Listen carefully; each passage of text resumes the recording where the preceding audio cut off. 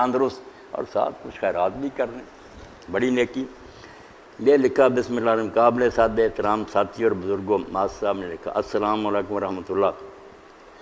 ہم جماعت اسلامی کے لیے کھالیں اکٹھی کیا کرتے تھے تو ہمارے بہترین دوست پوچھتے کہ کیا گھر میں برتن صاف کرنے والی، کپڑے دھونے والی نوکرانی کو کھال دینا جائز ہے؟ تو ہم کہتے جائز تو ہے، لیکن دینے والی کی نیت میں یہ بات ہوگی کہ وہ کام زیادہ اچھے طریقے سے کرے گی۔ انہیں سمجھانے کی کوشش کرتے کہ کسی تنظیم کو اگر کھال اور زکوٰۃ دیں گے تو اس کا صحیح مصرف ہوگا، مثلا قرض سے نجات دلوانا، غریب غرباء کی مدد کرنا، یتیموں بیواؤں کی مدد کرنا، کسی قیدی کو رہا کروانا وغیرہ۔ اپنی زکوٰۃ دوسروں کو دینے کے ساتھ کچھ حصہ تحریک اسلامی کو بھی ادا کریں تاکہ مرکز کی طرف سے فیصلہ آباد ضلع پر جو زکوٰۃ عائد ہوتی ہے وہ تو ہم ادا کر سکیں۔ اللہ تعالیٰ توفیق دے۔ بالکل اچھا انہوں نے توجہ دلائی، اپنی زکوٰۃ میں سے کچھ حصہ نا تحریک کے لیے وقت کریں۔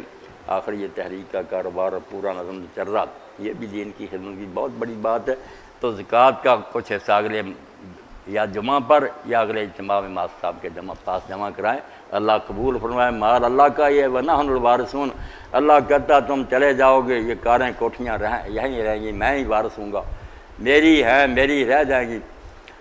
اب ایک شعر جو ہے نا مناسب حال، وہ اس لیے کہ نصیحت پکڑوں میں بھی، آپ اچھی باتیں ہر جگہ سے مل جاتی ہیں۔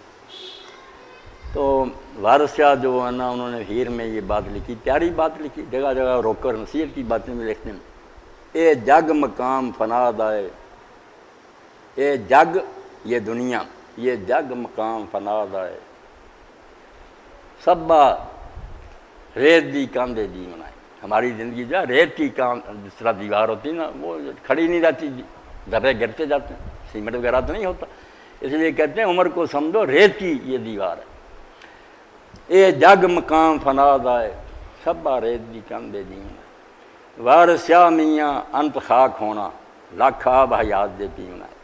آب حیات بھی پیتا رہے آدمی، آخر مرنا ہی، اس لیے موت کو یاد کر رہے ہیں ہم یہ سمجھیں، اور آج سے ہی سمجھیں جو حضرت جابر رضی اللہ عنہ دعا کر رہے ہیں، شاید رمضان شروع ہو جائے وہ دہرایا کریں ہر رات صبح، اللہم لا تجعل آخر لحظۃ من صیامنا ایاہ، کہ اللہ اس رمضان کے یہ روزے میرے آخری روزے نہ کرنا، پھر بھی زندگی دینا رکھوں، وین جالتا ہوں، اور اگر تو نے فیصلہ کر دیا کہ یہ میری زندگی کے آخری روزے ہیں، فاجعلنی مرحوما ولا تجعلنی محروما، تو پھر مجھے ان لوگوں میں کر دے جن پر رحمت ہو گئی ہے، بد نصیبوں میں نہ کرنا کہ رمضان گزر بھی جائے اور پلے کچھ بھی نہ پڑا، نہیں، پھر مرحوم لوگوں میں شامل کرنا، محروموں میں نہ کرنا۔ یہ دل سے نا مانگتے رہیں، کون جانتا کہ اگلے رمضان تک ہم ہو گئے یا نہیں ہوں گے۔ کتنے ساتھی ابھی بچھڑ گئے، ایک دو دن پہلے فوت ہو گئے۔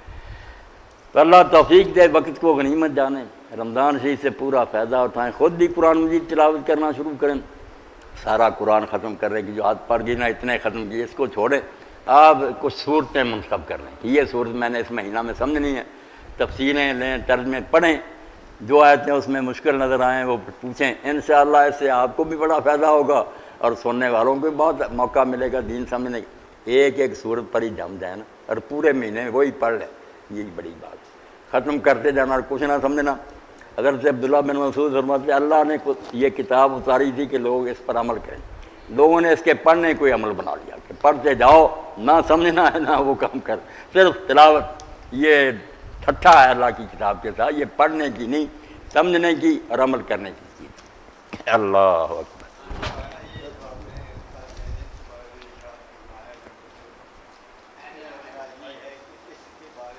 اس کے حوالے بھی حکیم صاحب دے دیں گے، یہ سارے حوالے نوٹ کرائیں گے، کیسے کیسے مکر اور یہ ہے کہ ان کے جو کوئی سوالات اگر کسی کے ذہن میں پیدا ہوئے ہیں تو وہ اگلی دفعہ ان کی جو ہے وہ ان کے سوال بھائی اس بارے میں جتنے پیدا بڑے کھلے دل سے آپ پوچھیں، اس فتنے کو سمجھیں، اگلی دفعہ اس وقت جو ہے نا آپ اس کے لیے عنایت فرمائیں تاکہ کسی کے ذہن میں کوئی سوال جو اس کے درمیان سوال صاف کرنے یا ویسے کوئی سوال ہے تو وہ پھر اس میں پیش کر کے اس کا جواب مولانا کی طرف سے آ جائے۔ سب دوستوں کو کھلی دعوت کہ پڑھیں سنیں، اگر قادیانی کوئی دوست ہو اس سے بھی کہیں کہ آپ بھی بے آئیں، آپ محبت سے سنیں گے آپ کی بات۔ بسم اللہ الرحمن الرحیم۔ قرآن پاک کے بارے میں صرف ایک مثال بھی مائک، قرآن پاک کی تلاوت کی صرف ایک مثال کسی جگہ سے میں نے سنی ہے کہ آپ سب پڑھے لکھے جانتے ہیں کہ گنا جب جاتا ہے مل میں اور اس سے اس کی سب سے بہترین چیز جو ہے وہ چینی بنتی ہے. جو سب سے بہترین اعلیٰ ہوتی ہے وہ بہت دوسرے ملکوں میں جاتی ہے اور جو ہوتی ہے وہ ہمیں ملتی ہے. ایک آخر میں اس کو کہتے ہیں بائی پروڈکٹ, وہ ٹافیاں بنانے کے لیے ہوتی ہے یا گندی راب جو ہے وہ باہر پھینک دو. ہم بھی قرآن پاک میں سے صرف وہ ثواب جو تلاش کرتے ہیں نا, اللہ معاف کرے یہ مثال کسی سے میں نے سنی ہے, وہ اس کو ہم نے بنا لیا بھی ثواب ہوتا ہے تلاوت کرتے جاؤ. جو اصلی کام ہے نا بھی اس میں اس کو سمجھنا, وہ سمجھنے کی کوشش